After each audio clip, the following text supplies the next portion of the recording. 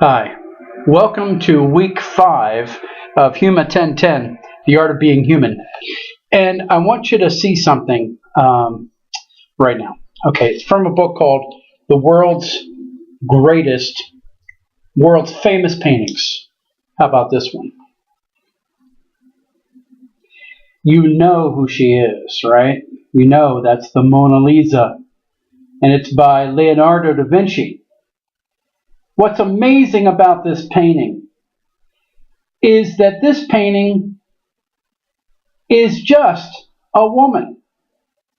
It's not Mary, the mother of Christ, or part of the Madonna and Child sequence that we're used to seeing through the Middle Ages. It's an ordinary woman who sat for a portrait. La Gioconda, Mona Lisa. And in many ways, the Mona Lisa is as important for her being nobody in particular as it is in being Mona Lisa, because of course it's one of the world's most famous paintings, and clearly one of those hallmark instances of the High Renaissance that we see in the work of Leonardo da Vinci. We're talking about the Renaissance this week, and we're talking about the Baroque period that follows, the Reformation of Martin Luther, the Counter-Reformation of the Roman Catholic Church in response. We begin, as we did last week, the end of last week. Remember, I had you look at a little video that talked about Giotto and the work he did at the little chapel, the Arena Chapel in Padua, Italy, that little church he painted all the interiors on, and how he kind of rumbled through the idea of perspective in painting, very rudimentary. And though that painting is an early example of perspective, by the time we get to Leonardo, we're looking at an entirely different world, right?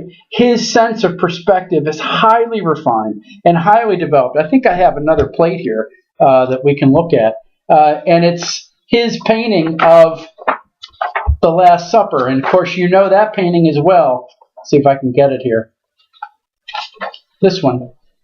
Notice how strong the perspective is, that singular vanishing point, that if you follow it in its natural movement from right and left, it'll disappear right beyond Jesus' head out into infinity, there, center of the table. Of course, he doesn't come that much further after Giotto, but he does enough that by now it is a taken for granted. So we will begin our look this week at the great painters, sculptors, architects of the Renaissance period. And so we begin with the big three. And what I've decided to do, as you read in the textbook, chapters 6, 7, and 8, and I've got a couple of discussion questions that follow along with your reading, and also the kind of work you're doing with the various videos and resources. I've decided to just simply pick some individuals, leading individuals and examples of each of these periods. And so I start by focusing on Michelangelo, not Leonardo necessarily, not Raphael. You've already looked at School of Athens, remember, some weeks ago, that painting that he did for the Pope. Well, Michelangelo, of course, does several works for then Pope Julius II, and then Pope Leo, I believe, afterwards. But nevertheless, Michelangelo is a person of unbelievable talent. His execution of work, especially in the David and the Sistine Chapel, are really quite extraordinary. He was also part of the architectural group that helped to ultimately finish the great St. Peter's Basilica in Rome. And along with Leonardo, there were people like Bernini and Borromini who were doing amazing work in sculpting various objects and palazzos and various kinds of things in and around Rome, including St. Peter's, that were part of that massive response that ultimately became the Baroque period. And I'm not saying broke as in I don't have any money. I mean Baroque as in a misshapen pearl. That's what the word Baroque means. And there were styles of art and architecture and other things that were part of this response to the high Renaissance styles that were themselves a look back at some of the classical lines of the Greco-Roman forebears. And here comes this amazing explosion and excess and grandeur and beauty. Along with that came the outworkings of what became known as the Protestant Reformation.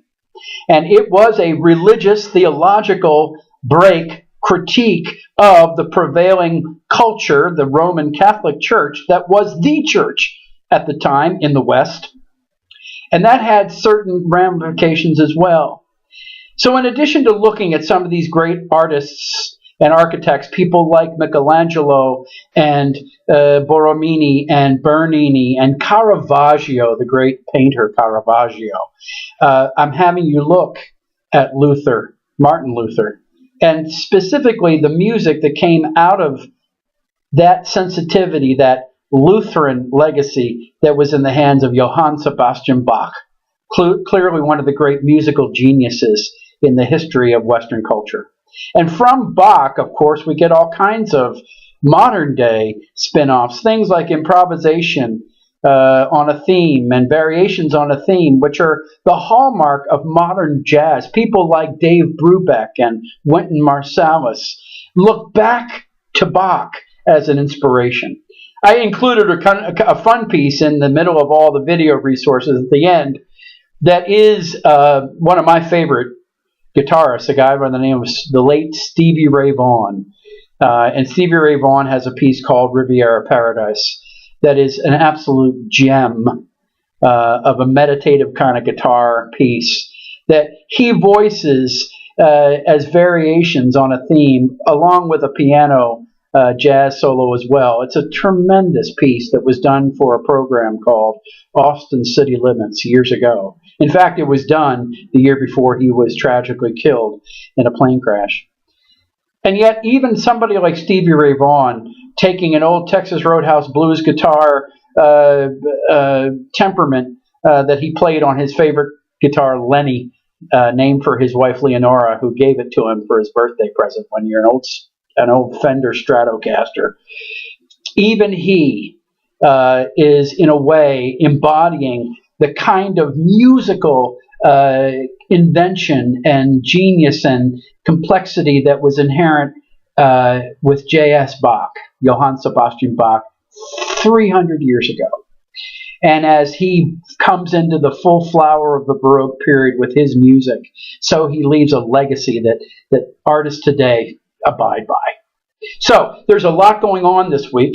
So look at all of the video resources. We start with the High Renaissance and Michelangelo and move our way through. You'll see a PowerPoint that has slides that focus on the time from Giotto. So you can kind of go back a little bit and review Giotto, and then moves forward through the Renaissance and then goes on into the Mannerist period and also the Counter-Reformation.